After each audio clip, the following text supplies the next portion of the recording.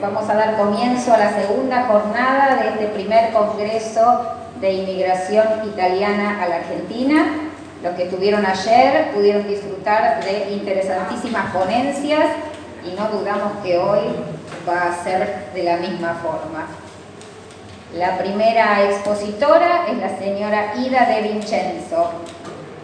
Ella es artista plástica italiana, nacida en Cropalatti, Calabria, radicada en Argentina desde muy pequeña, multipremiada en ámbitos nacionales e internacionales por sus expresiones artísticas en diversas manifestaciones literarias, pictóricas, integra el Rotary Club y diferentes asociaciones vinculadas con la difusión de la cultura italiana. Su ponencia de hoy se titula Crónica de un regreso. Ida.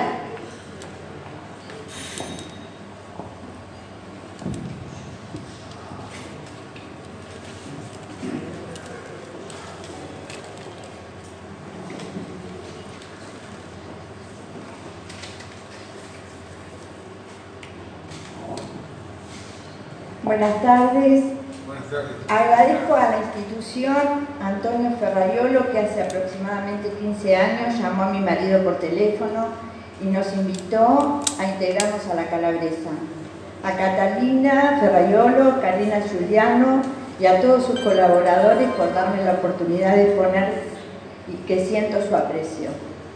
Para mí es un honor estar hoy acá, dando mi testimonio en esta institución que la quiero y siento en mi casa.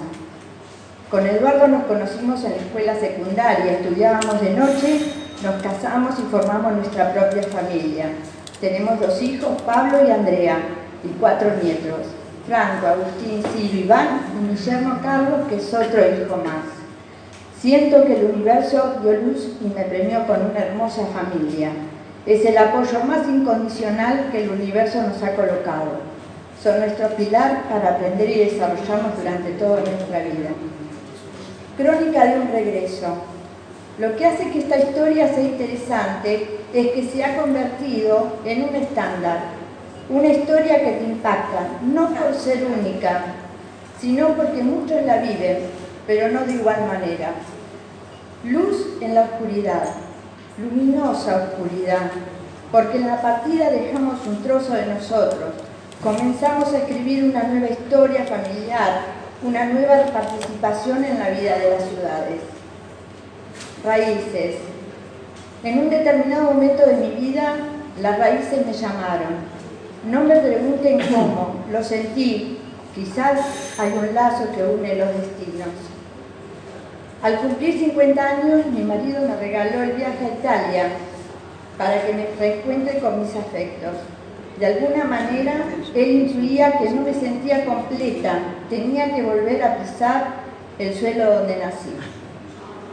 Siempre tuve el sentimiento de pertenecer a 2 mundos y a la vez es una riqueza, privilegio que tenemos los que emigramos.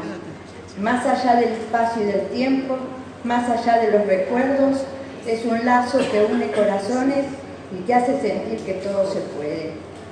Llegué a Cropalatti. Quedé conmovida por el esplendor de los paisajes de un mundo que ahora reconozco como propio. Caminé por sus calles y a mi paso las personas me llamaban con cariño y me contaban historias de mi niñez. Ellos también habían quedado partidos con el dolor de quienes ven partir a sus seres queridos sin poder hacer nada. Yo no era una desconocida, era Ida, la hija de María y Pascual. Le conté lo difícil que había sido el viaje desde Nápoles en el vapor Salta a Buenos Aires. El mar por momentos no mecía, parecía estar en un blando regazo y en otro daba la sensación de estar en las peores tempestades. Las horas parecían interminables.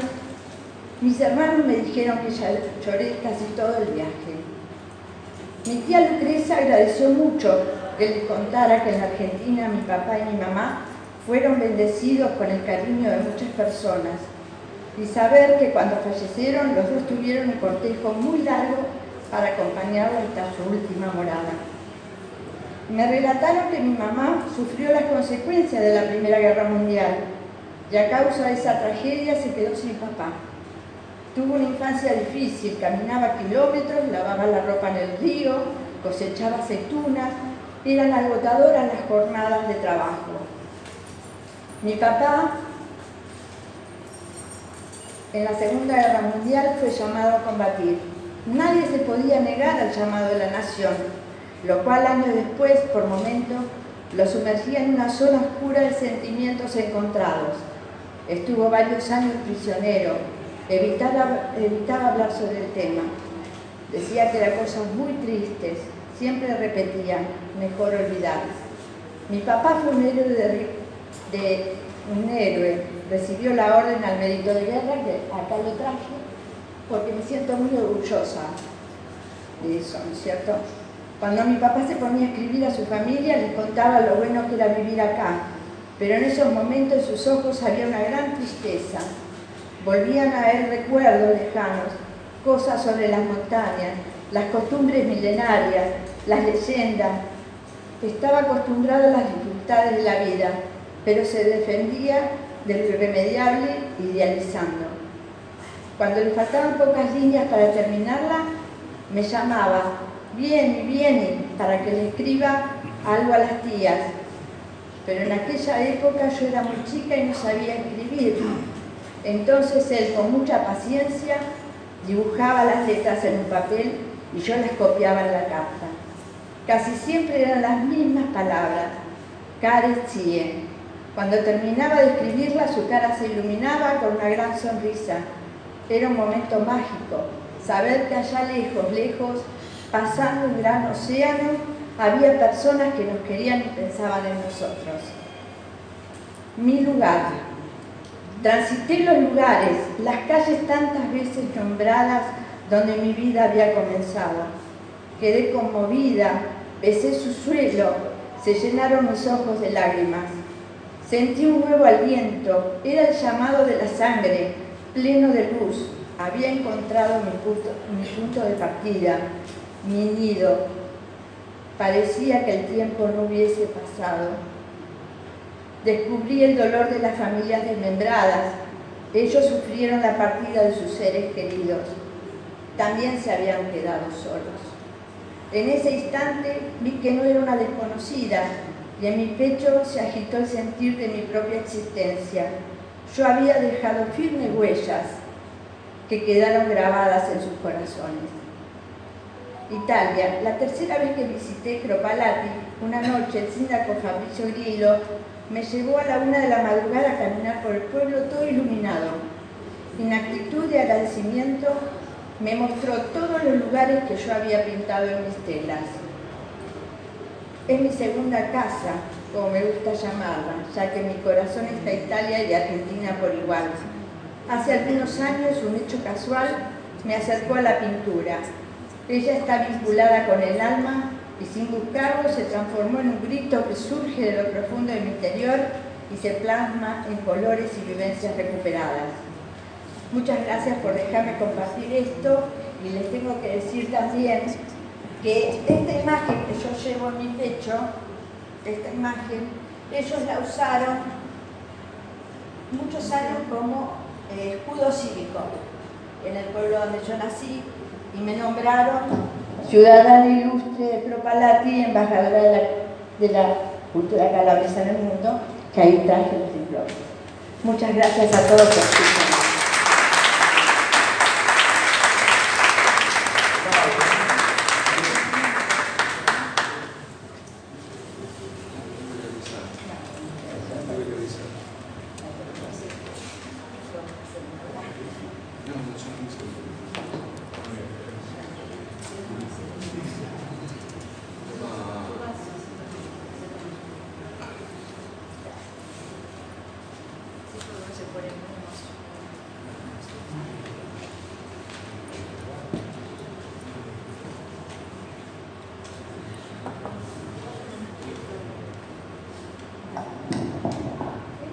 La próxima exponente va a ser la licenciada Mariel Pitón, licenciada en composición coreográfica, estudiante de traducción en italiano y directora del ballet folclórico de la Asociación Calabresa.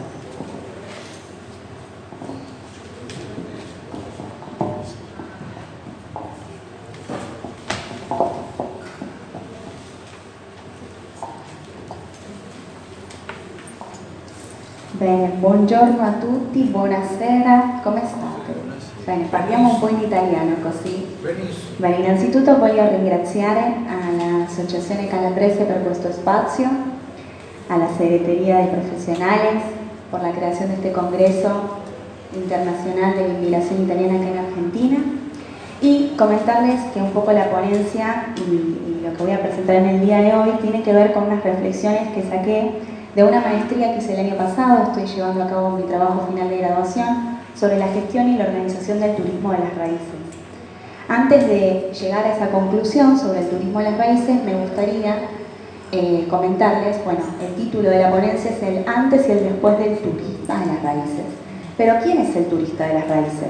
Para ello vamos a escuchar, y les voy a leer un pequeño testimonio que acá están mencionando Antonella Perri en el rapporto Il turismo alle radici, che dice de la siguiente manera: il turismo alle radici è quel movimento di persone che trascorrono soggiorni turistici in località in cui essi stessi e i propri familiari sono nati e in cui hanno vissuto fino a prima di emigrare in luoghi che nel tempo sono diventati quelli in cui oggi vivono stabilmente. ¿Qué vuol dire questo que ho detto? ¿Qué quiere decir? El turismo de las raíces es aquel movimiento de personas que viajan de un lugar de origen al otro y van a encontrar la tierra, ya sea donde nacieron, como así también la tierra de sus antecesores. Podemos dividir al turista de las raíces en distintas generaciones. La primera generación de turistas de las raíces, ¿quiénes son? Aquellos que emigraron, que dejaron su tierra. Por ejemplo, levantemos la mano quienes son los que emigraron y vinieron acá a la Argentina. Alzate la mano, ida, perfecto. Luego veamos la segunda generación, que son i figli, que son los hijos de la segunda generación. ¿Quiénes son segunda generación hijos? Muy bien. Y después tenemos tercera generación, que son los nietos, como en mi caso, perfecto. Cuarta generación, bisnietos, ¿tenemos algún bisnieto? Bien, y así sucesivamente, ¿no? En mi caso, yo soy nieta de 4 inmigrantes italianos, de parte de mamá son calabreses, por eso formo parte acá de la Asociación Calabresa, y de parte de mi papá, su papá era friulano y su mamá era siciliana. Tuve el placer de criarme más con mi abuela calabresa, entonces quizás mis orígenes calabreses los siento un poquito más fuertes, y después voy a llegar a la conclusión de eso. Ahora, las distintas generaciones, primera, segunda, tercera, cuarta generación, ¿viven la italianidad de la misma manera? Les pregunto a ustedes. ¿Sí? ¿De igual manera? No. Para mí no, pero podemos pensarlo. Obviamente cada uno, dependiendo de cómo siente su tierra, puede llegar a tener diferentes perspectivas. Cada historia es diferente, pero tenemos muchas cosas en común. Yo escuchaba a Ina que contaba su historia y hay un montón de cosas en común, pero también nos emociona porque tiene su particularidad, tiene su característica. Bueno, lo mismo sucede con todas las historias, ¿sí? Entonces, aquellos que emigraron, que dejaron su tierra, cuando vuelven a su tierra de origen, dependiendo del tiempo en el que pasó, es distinto a lo que viven. Por ejemplo, si vuelven después de un año de haber dejado su tierra, no es lo mismo que si pasaron 50, 30, 70 años, o por ejemplo, que nunca hayan vuelto. No es lo mismo que los hijos y los nietos. Y voy acá llegar a 3 casos de primera generación. Una primera generación que viaja a la Argentina, un padre de familia, vuelve al poco tiempo, lleva un poco de dinero, establece su familia, les da, después los trae para acá, pero tiene un vínculo constante, no es que pierde su vínculo con el espacio de origen. Ahora hay otro caso, por ejemplo, de aquel que parte de su tierra de origen, viaja hacia la Argentina, llega acá, viene la guerra, distanciado de su familia, no ve crecer a sus hijos se casan, llama a su familia y viene para acá y recién acá conoce a sus hijos. Ese es el caso de la familia de mi abuela materna, que su padre no la vio nunca nacer. Él se enteró que estaba embarazada su mujer cuando ella estaba por viajar, partió de Génova cuando ella nació y se enteró que era una mujer, María Magdalena, pero recién la conoció cuando llegó acá a la Argentina, ella ya casada y embarazada de mi tío. Y este caso, ya sea él como mi abuela, nunca pudieron volver. Y no pudieron vivir esta experiencia del turista de las raíces, que quizás sí, la segunda generación de sus hijos pudo vivir, como también la tercera generación, que es mi caso. Ahora, la segunda generación los hijos vivieron mucho el sufrimiento de sus padres. Les costó muchísimo asentarse, vieron sufrir, vieron el esfuerzo. Y me emociona un poco para hablarlo porque veo en mis padres y veo todo el esfuerzo que ellos hicieron y cómo vivieron la italianidad, que es distinto a lo que yo viví como tercera generación. Esa segunda generación estuvo muy vinculada. Fue complicado adaptarse también al español, porque en la casa se hablaba el dialecto, se hablaba otro idioma. Y me emociona al ver a la señora también emocionarse, está muy bien, es muy lindo, porque también me pasa. Fueron padres tristes. Exactamente, exactamente. Esos padres tenían la nostalgia de la tierra de sus padres. Entonces esa segunda generación que quiere conocer el primer viaje más largo, lo que anhelaban era conocer la tierra de los orígenes. Si pensamos todos acá nosotros, el primer viaje que queremos hacer, el más largo, ir a la tierra donde nacieron nuestros abuelos, nuestros padres, y esa segunda generación, si les preguntamos a aquellos que viajaron, es probable que hayan ido a Italia a conocer. Generalidades, no todos los casos son iguales, obviamente, ¿no? Pero hay una gran mayoría que esa segunda generación, si tienen la posibilidad de viajar, van a elegir viajar a Italia. Tenemos la tercera generación, que es completamente distinta. Esa tercera generación es probable que se haya criado con sus abuelos, los hijos estaban trabajando, entonces esa tercera generación escuchó a sus abuelos de una manera mucho más cercana, con quizás algunas cosas ya resueltas, porque el abuelo ya contaba los relatos más lindos, las cosas sufridas no las contaba. Contaba una historia, una parte, no contaba toda la historia. Hay fragmentos en los que quizás no hablaba y contaban las cosas más lindas. Y puedo dar el caso de mi abuela, que ella habla todos los días de Corigliano Calabro. Ella vivió nada más 16 años allí y vivió 70, no, muchísimos más acá, ya muchísimos más. Y uno piensa, ¿y podría contarme de las cosas de acá? No, no me cuenta nada. Cada vez que hablo de mi abuela, ella me habla del Corigliano Calabro, provincia de Cosenza, que ella es coriglianese, aparte, ¿no? Ella no es italiana, ella es coriglianesa. ¿Qué significa? Que es del pueblo de Corigliano. Después es calabresa y después es italiana.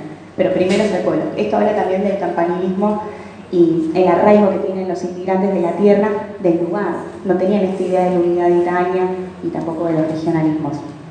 Bien. Esta tercera generación se crió de aquellos relatos y esos relatos que crearon una ilusión, una Italia imaginaria, una Italia de Racconti, como se dice, donde esa Italia era soñada, es soñada para la tercera generación. Quizás para los de la segunda es un poquito más sufrida, más triste, también soñada, pero un poquito más triste. Y voy a contar el caso de mi historia personal, de lo que sucedió cuando viajé, y viajé, gracias a Dios, en 2 oportunidades. ¿Y por qué el antes y el después del turista de las raíces? Porque tuve un antes y un después en mi vida por completo. Y con las personas que estuve hablando también les ha pasado una historia muy similar. Se encontraron con entenderse mucho a ellos mismos, como así también a sus familiares, conocer un poco la historia, conocer por qué se fueron también y entender por qué no volvieron, porque la situación económica, social, no ayudaba. Y en el primer viaje, que fue en 2018, que viajé, y esto lo comparto porque me pone muy contenta, yo siempre quise estudiar italiano, siempre fue uno de mis anhelos, pero en casa siempre se priorizó el inglés por diversas cuestiones, porque te puede dar más ayuda a futuro y demás. Entonces en casa, familia de italianos, estudié inglés. Y dije, bueno, después voy a estudiar italiano más adelante. Surge una oportunidad de viajar, de estudiar allá en Italia, estudio en Italia y vuelvo hablando el idioma de mis abuelos. Y yo volví muy emocionada a la casa de mi abuela a querer hablarle a la abuela en italiano.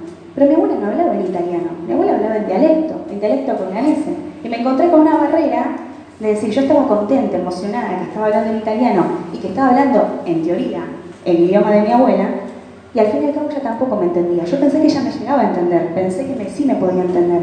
Me decía, como que no me entendía.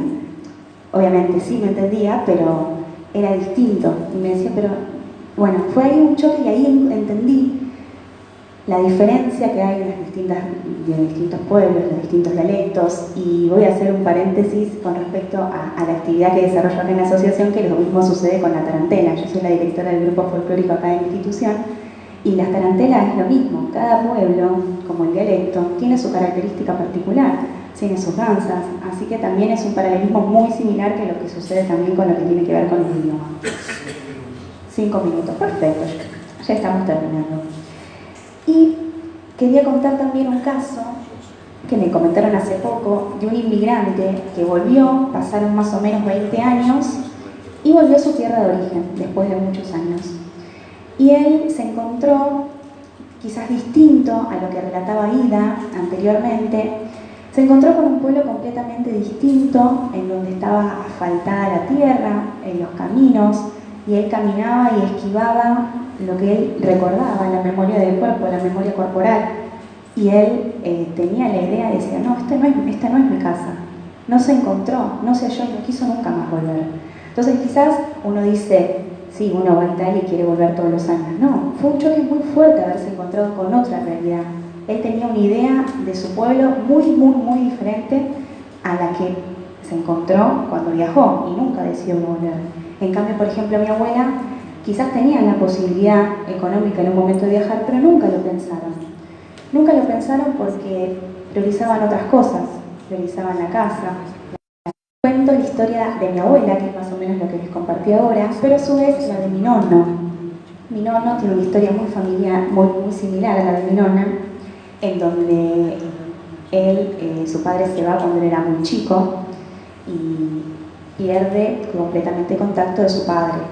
Y también a todos los que acompañan acá en la asociación, ya sea en la Secretaría de Jóvenes como en el ballet, y también invito a todos aquellos que quieran formar parte del grupo folclórico, están todos más que invitados. Muchas gracias.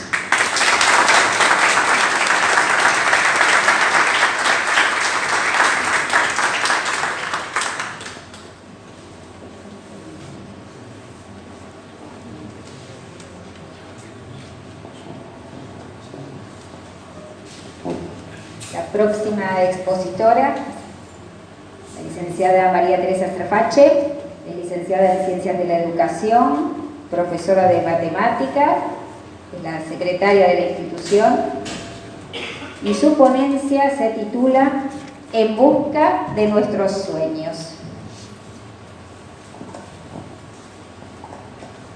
Gracias, Karina. Muy buenas noches. Va a ser difícil no emocionarme después de estas dos ponencias tan importantes, la de Ida y la de Miguel. Así que yo doy las gracias por permitirme a ustedes que yo pueda compartir tanto mis sentimientos como mis vivencias en búsqueda de los sueños. Y referente a los sueños, quiero compartir con ustedes una breve biografía de Elena Sacerdote, una italiana que desde muy pequeña tenía un sueño, el sueño de ser médica.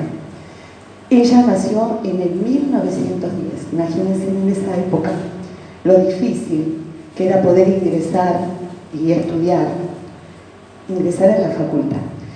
Ese sueño lo compartía y lo hacía cada vez más grande con su prima, Rita. Bueno, transcurrieron los años, terminó el liceo femenino y ahí llegó el momento de que tenía que informarle a los padres que ella iba a cumplir su sueño, el sueño de ser médica, y que tenía que ingresar a la universidad de medicina. Los padres aceptaron, pero cuando fueron a la facultad se encontraron que sus sapiencias, lo que ellos habían estudiado, no era lo que les pedía la facultad. En el liceo femenino habían estudiado historia, literatura y cómo armar el ajuar de un bebé. En cambio, en la Universidad de Medicina le exigían latín, griego y ciencias exactas, matemáticas, física, química. Así que esto no fue lo que dijeron de decir, bueno, no sigo, no, seguimos.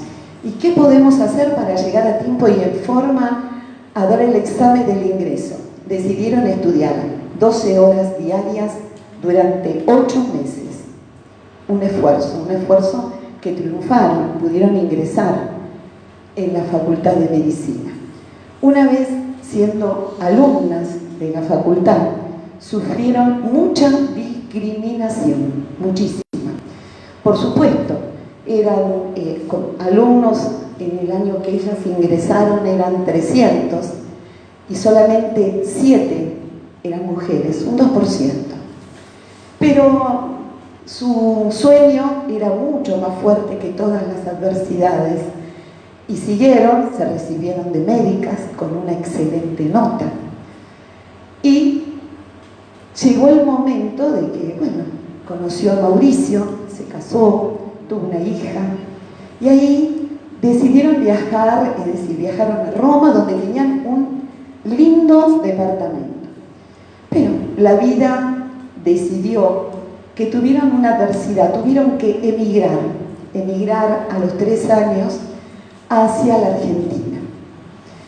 Así que no tuvieron más remedio que cambiar ese departamento por un conventillo. Llegaron a la Argentina. Para nosotros fue una suerte que ella viniera, pero llegaron a la Argentina y ella decidió, digo, bueno, voy a trabajar de lo que venía trabajando en Italia, que era médica.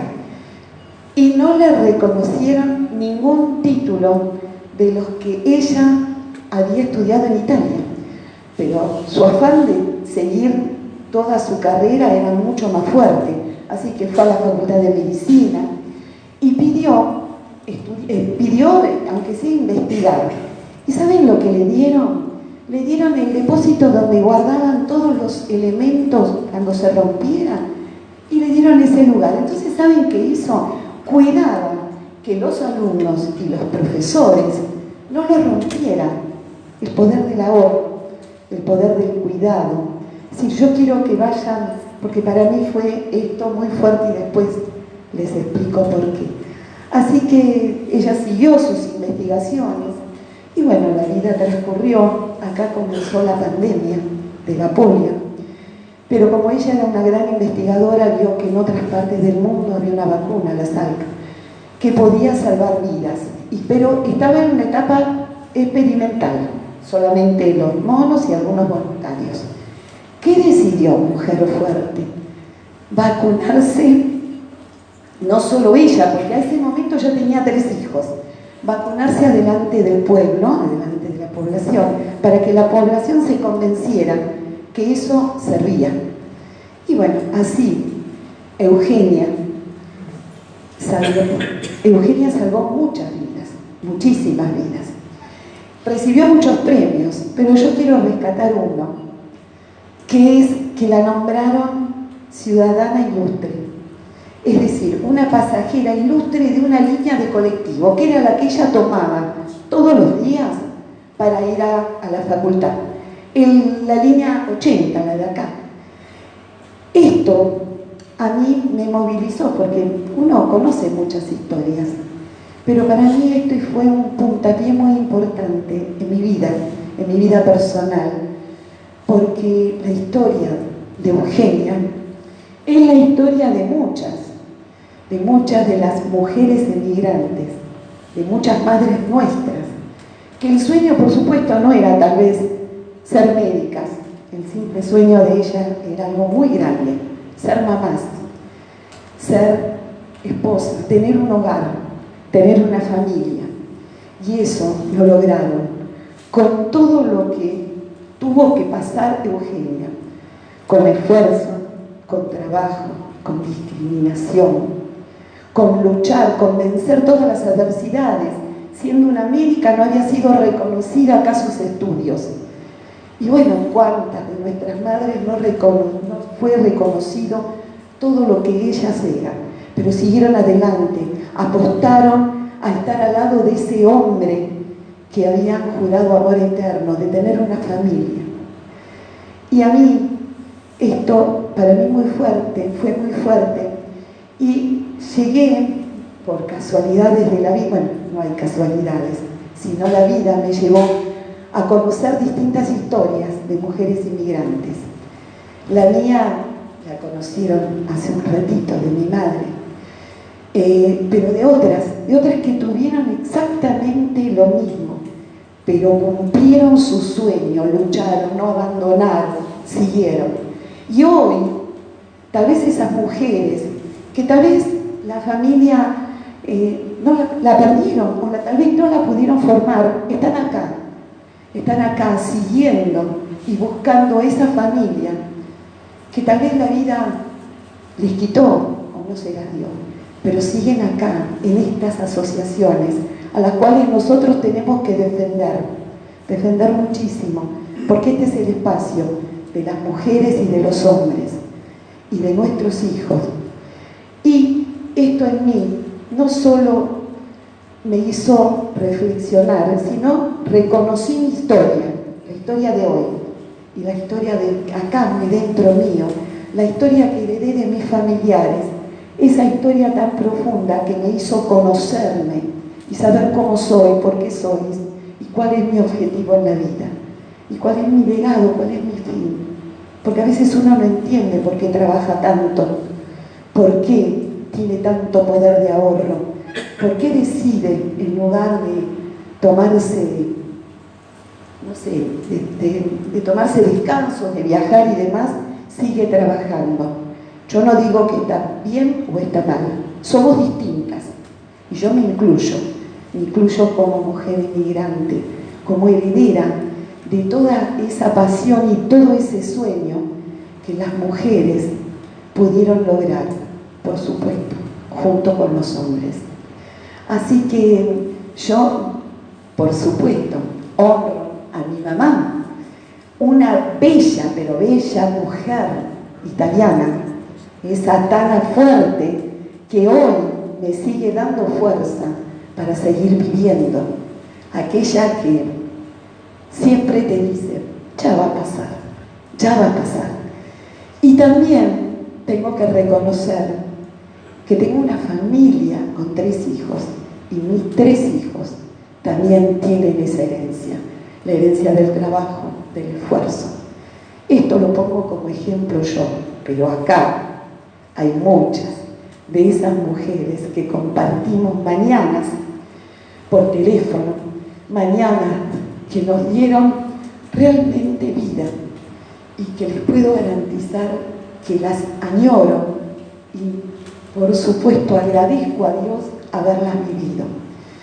Así que yo, la historia de Eugenia, porque en un momento Eugenia sí, yo vacunaba, bueno, como ustedes, muchos llegábamos a los chicos a Alpi, los vacunábamos, y siempre conocíamos un poco esta historia, pero hoy esta historia pasó a ser parte de mi vida. Y, como les dije, esa Tana que me da fuerza para seguir viviendo, hoy también la honro con una canción que quiero, por eso lo hice muy cortito, ¿tengo tiempo? 4 minutos. Una canción que para mí simboliza esa mujer y ese hombre migrante que vinieron acá en busca de sus sueños. Algunos diciendo, vamos a ser la América. Vinieron y lo lograron. Así que, si me permiten, y la podemos escuchar, algunas estrofas, un poquito, nada más. Gracias, muchas, muchas gracias.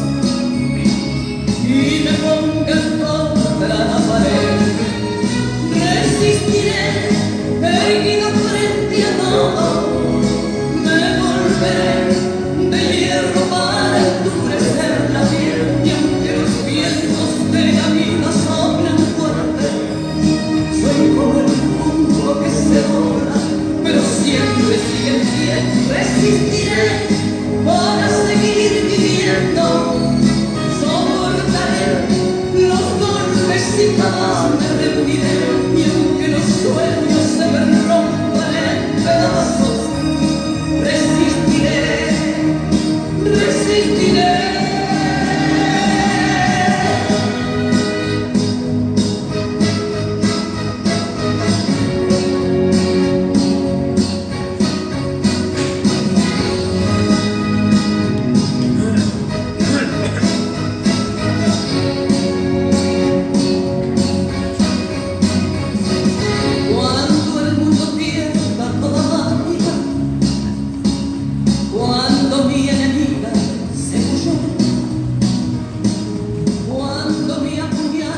Quiero comentarles que es Estela Raval. Me costó elegir. Es una cantante que se crió en una familia de italianos. Chicos, los felicito. Hay que tener mucho orgullo.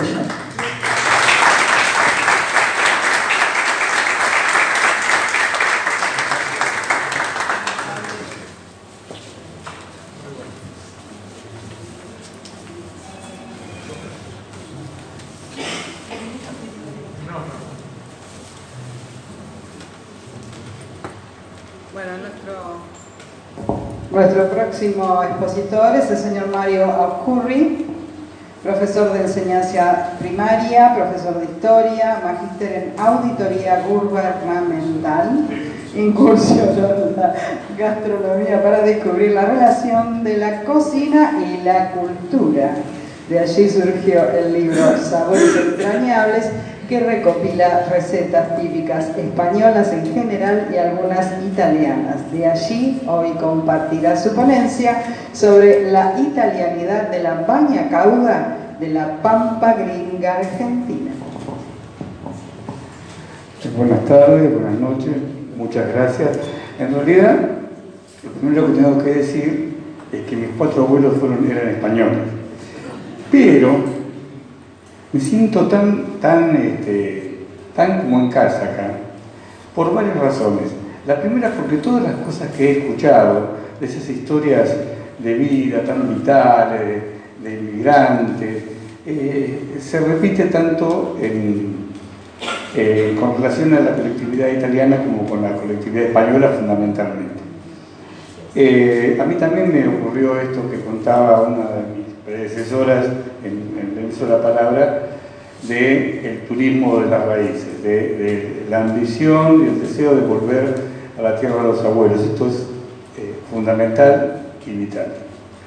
Así que esto por un lado. Y por el otro, yo veo ahí el plano de la región de Calabria y veo nombres tan familiares como Catanzaro, Cosenza, Reggio. Eran nombres de lugares habituales en el barrio donde me crié, de mis vecinos, de mis amigos, de mis compañeros de escuela primaria. Yo, por eso estoy muy agradecido. Y quiero decir una cosa más antes de hablar específicamente del tema, porque la verdad que estas jornadas son realmente muy emocionantes, muy emotivas. La italianidad está íntimamente relacionada con la argentinidad. Ayer escuchamos la charla, la exposición del señor Belgrano, que si no me equivoco está por ahí atrás, relacionada con uno de nuestros próceres máximos, yo diría el máximo prócer argentino. Pero yo quiero agregar 2 o 3 cositas a las que dijo el señor Belgrano. La primera, que el primer gobierno patrio ya fue un antecedente de lo que es la Argentina. Tenía 7 integrantes. El presidente era boliviano. Y de los 6 vocales, 2 eran españoles y 3 eran descendientes de italianos. Hagamos la cuenta, digamos, ¿no? No es un tema realmente menor. La Argentina nació de la mano de la italianidad.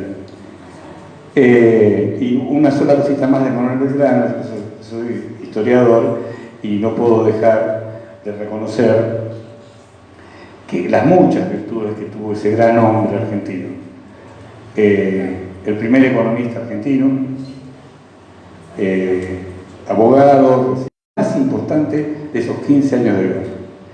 Bueno, ahora vamos un poquito a sacudirnos un poco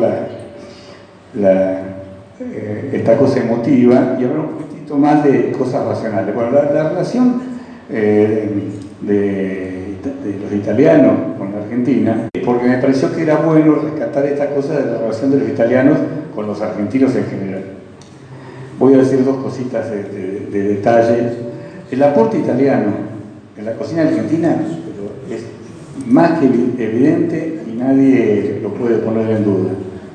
La primera fonda que hubo en Buenos Aires, del siglo XIX, habría alguna antes, la regenteaba un señor llamado Bonfiglio. Me parece que muy español no era. Sí, hay testimonios de Lucio Mansilla, que hablaba de un italiano que hacía ravioles y vendía cuando él era niño. O sea, en 1840 había una fábrica de pastas en Buenos Aires, a cargo de un italiano. Italia también aportó enorme cantidad de valores artísticos y sentimentales a nuestra música ciudadana, el tango. El tango argentino no hubiese existido sin el aporte italiano. Desde la primera canción hecha tango, que fue Mi Noche Triste, de José María Contursi, hasta las maravillosas creaciones de Astor Piazzolla. Tampoco son españoles esos señores. Ahora vamos a hablar de un plato. Si me alcanza el tiempo voy a hablar extendidamente sobre él hasta donde pueda. La baña cabra. Todo el mundo sabe, todos acá, que es la baña cabra. Es una mesa, todo el mundo sabe, está más asociada a Génova y Liguria que a Piemonte. Este plato, y acá en la Argentina se afincó en un lugar que todos deben entender, cuando decimos pampa gringa, era donde esa maravillosa cooperativa láctea juntó a dos provincias argentinas, Córdoba y Santa Fe, y cuyos principales puntos, ciudades importantes, son como grasa emulsionante la crema, lo cual es absolutamente obvio de sentido común que era el gran producto de la pampa gringa, de Sancor, digamos, para ponerle un nombre reconocido por todos. Y bueno, efectivamente empecé a indagar el tema. Nuestro amigo decía, no, porque mi tía Germana, que era de Cuneo es en Piemonte italiano, dice que no lleva crema, ni leche, ni nada. Entonces yo fui buscando recetas y encontré 3 de las que voy a hablar. Espero que me alcance el tiempo para hablar 1 minuto y medio de cada una. La primera me la dio mi amigo en este libro, que es un libro hermoso, que se llama La Grande Cucina Piemontese, donde hay una receta de baña cabra, en la cual se usa un lácteo, se usa leche, pero para desflemar el ajo. El ajo se hierve en leche antes de hacer el caldo, y luego la leche se descarta. La segunda, no traje el libro porque que su abuelo materno era piemontés. Y el libro de Doña Petrona, desde 1934, tiene una receta que se llama baña, escrito en castellano, o sea, con ñ, cauda a la clementina, del siglo XX, y que sufrieron mucho hambre y que restauraron su hambre recordando los platos de la infancia. El subteniente Giuseppe Chioni, que no era piemontés, sino